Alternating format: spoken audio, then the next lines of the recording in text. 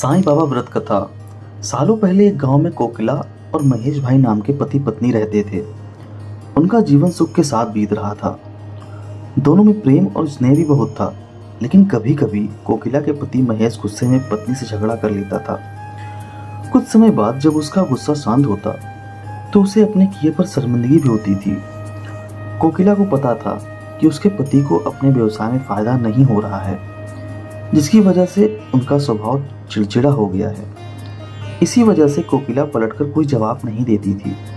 काम सही से न चलने के कारण महेश का ज़्यादातर समय घर में ही बीत रहा था। उसकी पत्नी बड़ी धार्मिक स्वभाव की थी। घर में खुशियां लाने के लिए वो धर्म कर्म करती रहती थी। एक दिन दोपहर के समय उनके घर में एक बूढ़े महात्मा आए। उनके चेहरे के तेज को देखकर दोनों का सिर श्रद्धा से झुक गया।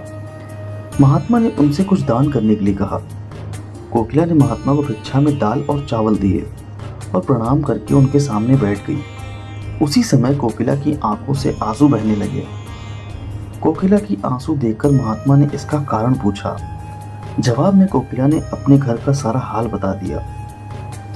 उसकी बातों को सुनकर महात्मा ने कोकिला को उपाय के रूप में साईं बाबा का व्रत करने को कहा।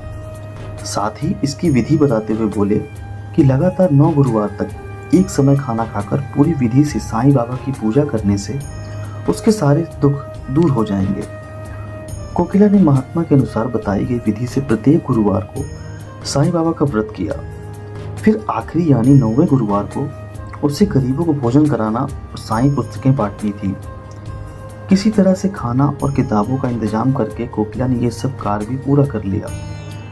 जैसे ही यह सारे कार्य संपन्न हुए, कोकिला घर में होने वाले झगड़े और महेश भाई के कारोबार में आई अड़चनें दूर हो गईं।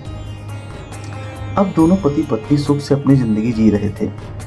एक दिन कोकिला की जेठानी और कोकिला आपस में घर परिवार से जुड़ी बातें करने लगे। उसी समय कोकिला की जेठानी ने उसे बताया कि उसके बच्चों का मन पढ़ाई में नहीं लगता और वो स्कूल की हर परीक्षा में फेल हो जाते हैं। जेठानी की बातें सुनकर कोकिला का मन भर आया। उसने तुरंत साईं व्रत के बारे में अपनी जेठानी को बताया।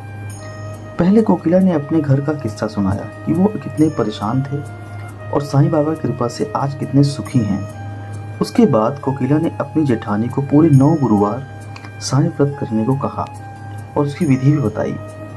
कोकिला की जेठानी ने ठीक वैसा ही किया और कुछ ही समय उसके जीवन का संकट भी दूर हो गया। उसका बच्चे का मन पढ़ाई में लगने लगा और उसके अच्छे अंक आने लगे। दोस्तों, कहानी से सीख: मुसीबत के समय घबराने की जगह आराध्य पर सच्ची श्रद्धा रखते हुए परेशानी दूर करने की कोशिश में लगे रहना चाहिए। दोस्तों, उम्मीद करता हूँ यह धार्मिक कथा आपको पसंद आई होगी। अगर पसंद आई हो तो वीडियो को लाइक करें, शेयर करें और चैनल पर नए हो तो चैनल को सब्सक्राइब करना ना भूलें। धन्यवाद।